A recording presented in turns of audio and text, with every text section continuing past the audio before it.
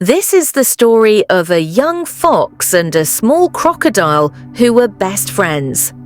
Now you can probably already tell that this is a very imaginary kind of story. It isn't about the way things are, but about the way things could be. So I'll let you in on a little secret. People have a very important superpower. It's the power to dream of the world that we would like to exist, to imagine the way things could be and maybe the way things should be.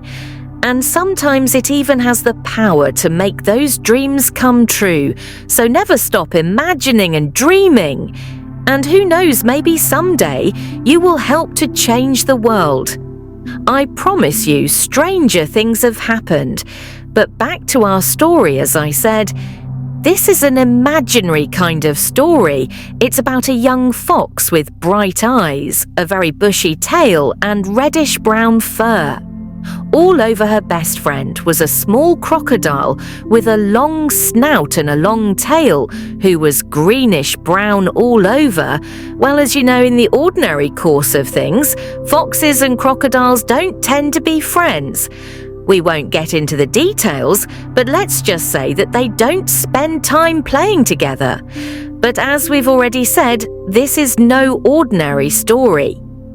The young fox lived on a tiny island in the middle of a wide bay where the water was warm. The sun was warmer and the sky was as blue as the sea.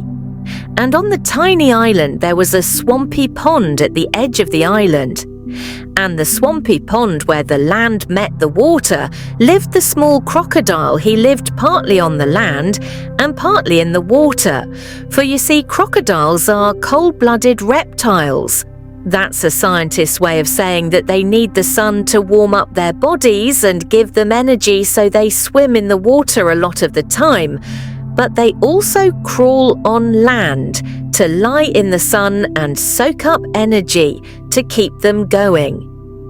Well, here is how the young fox who lived on the island and the small crocodile who lived at the edge of the swampy pond became friends, because it was a tiny island. They were almost sure to run into each other eventually. And this is how it happened. The fox was out playing with a butterfly.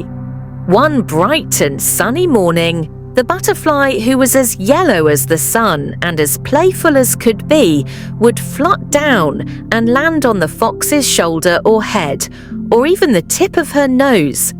Then the butterfly would swoop off before the fox could reach up and touch her, and she would flutter back near the fox's face, and then with a giggle she would fly off again. The fox, also laughing, would run after her, and then the butterfly would land on the fox again and then fly off again in a flash. The fox and the butterfly went along like that, laughing and running in the case of the fox and giggling and flying in the case of the butterfly, until they reached the edge of the swampy pond. For after all, it was a very tiny island, and it didn't take long to reach the pond there lying in the sun. At the very edge of the swampy pond was the small crocodile. He was soaking up the sun and resting with his eyes almost closed. The sun felt very warm, and the muddy edge of the pond felt very soft. The crocodile was feeling very drowsy. His eyes kept closing, and he was all cozy, warm and sleepy. Then, just as the crocodile's eyes closed all the way, the little butterfly fluted right down onto the very tip of his snout. His snout is his long nose. Slowly, the small crocodile opened one eye to see who had landed on his snout. He heard a high, giggling voice coming from the butterfly and a lower giggling voice, which was the fox. And so he opened his other eye to see more there. On the very tip of his snout was the yellow butterfly. Just behind her was the reddish-brown fox. And both of them were giggling at the small crocodile. The small crocodile could have been angry at the fox and butterfly for laughing at him. He could have felt embarrassed at their giggling, but their smiles were wide and friendly, and he could see they didn't mean any harm. He looked at the fox and then he looked back at the butterfly, and looking at the tip of his snout where the butterfly was made him cross his eyes, because that is the only way you can look at your very own nose. Then he thought he must look very funny indeed with his eyes all crossed, so he began to laugh too well. Once the small crocodile began to laugh, that made the fox and the butterfly laugh even harder. And that made the crocodile laugh even harder. And soon they were all rolling on their backs and laughing with all their might. It was quite a sight. I can tell you, the fox rolling on the shore, laughing, the crocodile rolling in the mud, laughing, and the butterfly rolling through the air, laughing. It almost makes me laugh myself, just to think of it when they finally stopped laughing, and all three took a moment to catch their breath. The fox said hello to the crocodile, and the crocodile said hello back, and the butterfly said hello as well. Then, because she was a friendly kind of animal, the fox asked the crocodile if he would like to play with them because she was smiling and because he liked to have a good time.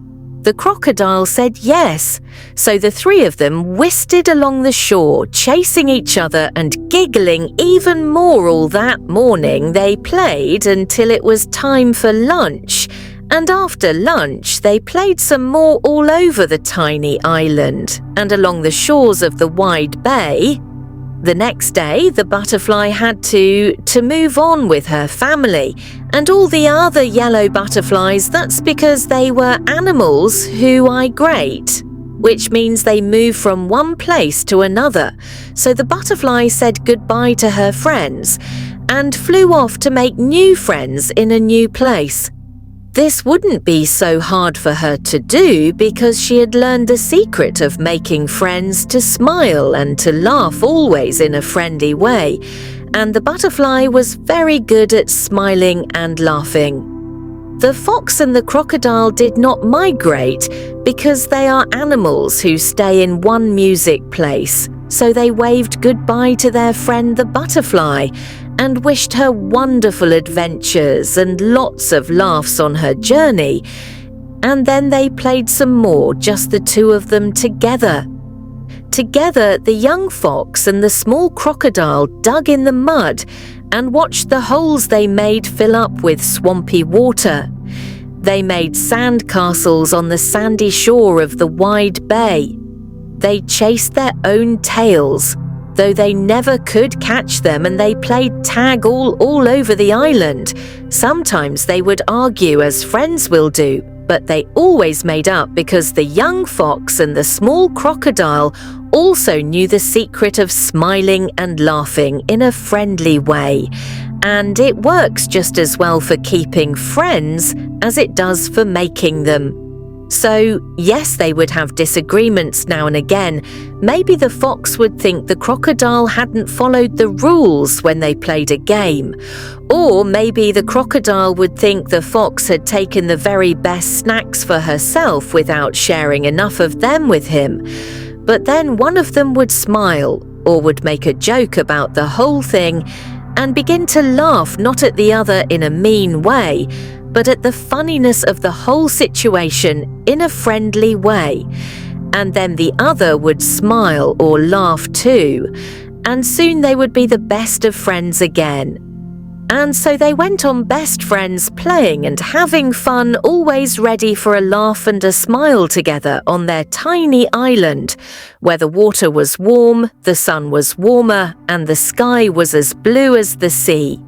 Perhaps another day I'll tell you the story of one of their other adventures. But for now it is time to sleep, so I'll let you drift off to dream of the world as you would like it to be, the world as just maybe you will help it to be. One of these days, a world where even the most unlikely of friends share a smile and a laugh, and everyone can enjoy happy days together, full of fun. just like the young fox and the small crocodile, who most likely are still there to this very day, playing and laughing together on their tiny island.